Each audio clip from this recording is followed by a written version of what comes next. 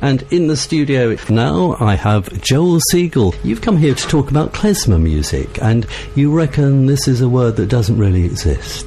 Well, it obviously exists because people use it, but the term klezmer actually originally meant, it's a Yiddish word that just meant the musicians and the music are one. So it was a term that described a state rather than the music. Okay, but these days people think of it as a particular sort of Jewish music, I would say. Is that That's true? right, Yeah. yes. When people use the word klezmer, they have a particular sound in mind and particular sorts of music, such as Hava Nagila. People think of that as a klezmer tune. Actually, it's a Hasidic tune that's become a klezmer tune. And a lot of the music is dance music? Well, it's a real mixture. I suppose the essence of klezmer music was essentially the music that was played for weddings and other celebrations like bar mitzvahs, but incorporated in all that music that we call klezmer, or Jewish folk songs and folk melodies. The music that was generated by the Hasidim, which was a mystical group that started in the 18th century, and their whole ethos was getting close to God through dance and music, and so they produced quite a lot of tunes, and one of those, Hava Nagila. And generally the music comes from Eastern Europe, but Yeah. am I right in saying that it's been kept alive in the States? Essentially, yes. The music really is the music from Central and Eastern Europe, and there's plenty of photographs and written material about those Jewish bands. I mean, sometimes they're called musicants, and they range from people that could read dots, and they used to play in churches and for other, and even in orchestras, but a lot of them were itinerant musicians and bands that would wander around from village to village, like you had in Ireland and England. Sure. And I mean, I've been to Eastern Europe, to Romania in particular, where I've heard stuff that I would call klezmer music. And so, is that a revival over there, or has it been kept alive? Right, I don't know. I can't say about Romania. Right. It's true to say that a lot of the Romanies, or gypsies as people call them, certainly in Romania and Hungary, they did keep the music alive. They kept the music alive because the Jewish and gypsy musicians were actually quite close with one another. Sometimes even married into each other's families. They played at each other's celebrations, and sometimes they played in the same band. Right. Of course, you asked me about the music being kept alive in America. Yes. And yes. That's true. The music was kept alive in America. A lot of the Jewish people that suffered from the pogroms, literally, they had to run for their lives out of Europe. Sure. A lot of them went to America. Some of them actually came to England. On the way to America, got off the boat and thought they were in America, like my own grandparents. Really? Yes. Wow. Who actually came from Botoszani, which is quite high up on the slopes of the Carpathians near Transylvania. Now, in America, a lot of those musicians, if they were really good musicians, they became jazz musicians, and they got involved in playing jazz very early on. So people like Bix Beidecker and Benny Goodman, and all sorts of famous sort of composers of jazz-influenced music like Gershwin and Irving Berlin. They were part of that interesting mix of what we call jazz. And so even in jazz you can hear the Jewish music. But yes, the music was kept alive, and probably up until about the 50s, the 60s, by people still playing klezmer, but it did virtually die off by the end of the 60s and was revived in the 70s by Jewish jazz musicians. So there is a strong link with the persecution of Jewish people throughout Europe, really, that, I mean, quite a few fled to America where the music was kept alive, but presumably it didn't get lost in Eastern Europe. Well, I think it was probably quite the only people that would have played it, and the only place you might have heard it if you knew what you were listening for, was really amongst the gypsy musicians. Right. So hence there's a famous Hungarian band called Musicash. Yeah. And they met a gypsy cymbalom player who actually knew quite a lot of the old Jewish tunes. And in fact, in Kevara, we play a couple of those. Oh, yeah. I mean, this is my opinion, but I feel that a lot of what we call klezmer music, a lot of even the very well-known bands, obviously there's a wide range of experimentation within the bands, but I think the revival has been heavily influenced by the American take on klezmer. That's just my personal view. I'm more interested in trying to access the sound of the Carpathian Mountains, because that's where my family come from. And when I've met a few of the sort of gypsy bands and spoken to them, and I get a feeling that the music was more sparse and wasn't top heavy with a lot of brass instruments, and it's all fine. It's just that I'm interested in a slightly thinner sound. And the other very important thing for me is the music is a dance music, so I'm very interested in the people that are playing it as though they're playing for a dance. Whereas, of course, what's happened now is you get a lot of klezmer bands, and it's a concert, and that's fine. But it's I don't know. I think the music makes more sense when you're dancing to it, Martin. Sure. The interesting thing about klezmer is there's a very strong influence of Turkish and Arabic music in it. There's no doubt about it, and there's a lot of modern researchers that's now discovered quite a lot of Arabic connection within even the liturgical music in the synagogues from a long, long time ago, and it shows that there is sort of Arabic forms within the music and the way the words would have been read. Sure, yeah. So, I mean, I've listened to quite a bit of Eastern European music, particularly Hungarian, Romanian stuff, and some of it is more sort of Oriental and veers towards Turkish, and some is, you know, definitely a more European sound. Yes, and of course, I mean, pure Hungarian music is very different from everything else. Yes. I mean, the thing that Hungarian music shares with Scotland is the slap, you know, da-da-da-da, da-da, that sort of thing. Yeah. But this is a track that we did quite some time ago. We haven't managed to do any recording recently, but this is called Arabatans, and it is a tune that has a dance that goes with it. And we being Kevara, just tell us a little bit about Kevara. Oh right, Kevara is the band is one of the bands I'm in. It's essentially fiddle. And then Howard plays piano, very sort of light piano, and he plays flute and he plays guitar. Tim Hemming plays clarinet and plays a bit of gypsy jazz style guitar. We have a percussionist, which is Nick, and our bass player is Martin Henning. But the important thing is we have Pam Hayes, who's learnt all these Jewish dances, you know, like hongas and horas and bogas, and can teach them. And she teaches them really well and makes it great fun. Yes, yeah. And we'll talk about the Ceilidh that you've organised soon after this. So this is Kevara and Arabatans.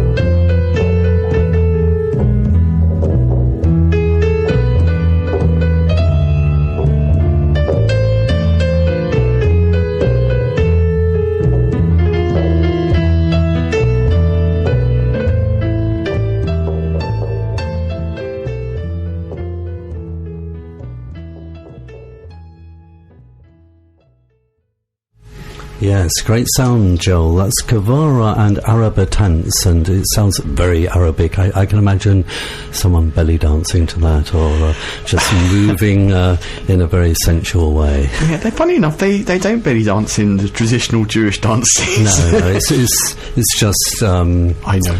You know, an image I just reminds me of belly dancing.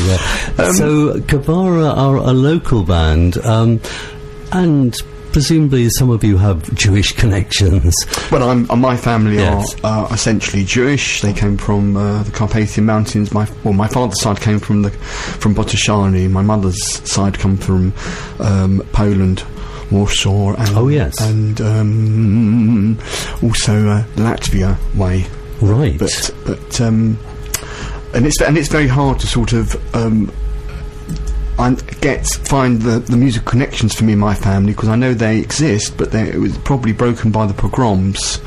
I know that I had a great uncle who was a violinist, and he went to Canada and has a jazz band. Don't know anything more about him. And there were some other people on my father's mother's side who I believe were musicians, but they were partly Romany, from what we understand. Oh yes, really, sort of other aspects. Yes, fascinating.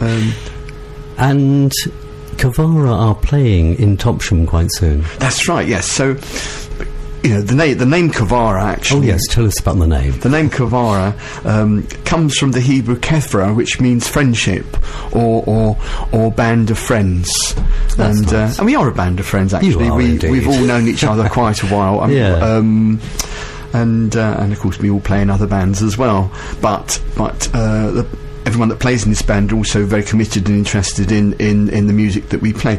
As I said, it's essentially Jewish music. We do sometimes wander a little bit beyond, because although there's music that really is Jewish, there are other sorts of music that we play that may be sort of, and which is in the Jewish repertoire, that is more sort of definitely more Romanian, or it is more non-Jewish, but it's been taken on as has always happened in various communities. You know, and that's the wonderful thing. You know, the way in which musics are exchanged. Absolutely. I mean, it's extraordinary. You know, it's extraordinarily rich. I mean, you know, people getting into nationalism is one thing. It's fine for people to enjoy what they, you know, their own music. But it's also great to share what joins everyone together. It's very, very easy dancing, actually, isn't it?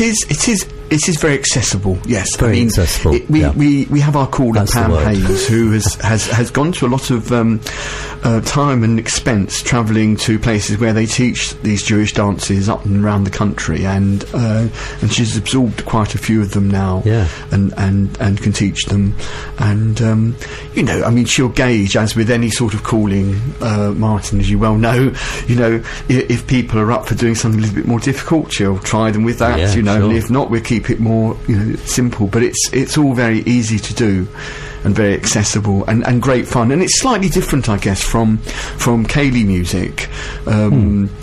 You don't need a partner for a start. You do have some partner dances. There are some partner dances. You don't. It's not what sometimes people call as circle dancing. It's not really that sort of.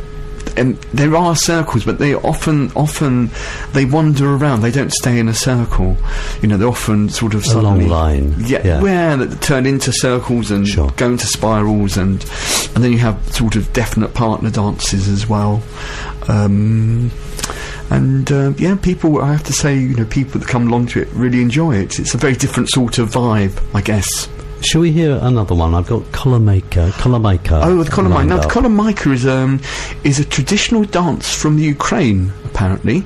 So it was common to everybody there. You know, dances tend to be, I suspect. So this tune is a Kolomyka. As far as we know, it was played a lot by. There's a lot of different sorts of Kolomykas. This is just one of many in the sort of what they call the klezmer repertoire. So this is a slightly more upbeat dance. We tend to sort of try and vary the instruments. Sometimes we have the whole band. Sometimes we just have piano and flute. This one, I think, is. I think this is flute and guitar and maybe a bit of bass. Okay, let's hear it. with Howard Harrison playing flute, who is a fantastic flutist.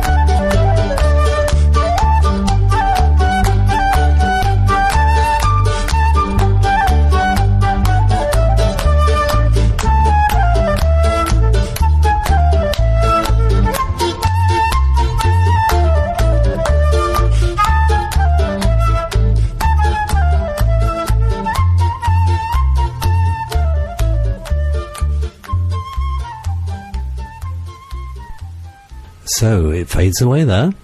That was called Kolomyka by Kevara, and we'll hear one more from you. Papyrossen, tell us about that. Okay, Papyrossen, it's not so much a dance tune, though. People can dance to it. I came across it, it was a song, but I suspect the tune is much older, but the song is actually a very sad song, although we do play it more upbeat eventually, but the Papyrossen means paper roses, and paper roses is the name of cigarette papers that were sold by a young girl in this particular song. And the sad thing is that it takes place after the First World War, and she's selling these cigarette papers, but there's no one there to buy them because everyone's died in the First World War. So that's the story. So it's really about loss and the fact that who's left are the young with no one to look after them.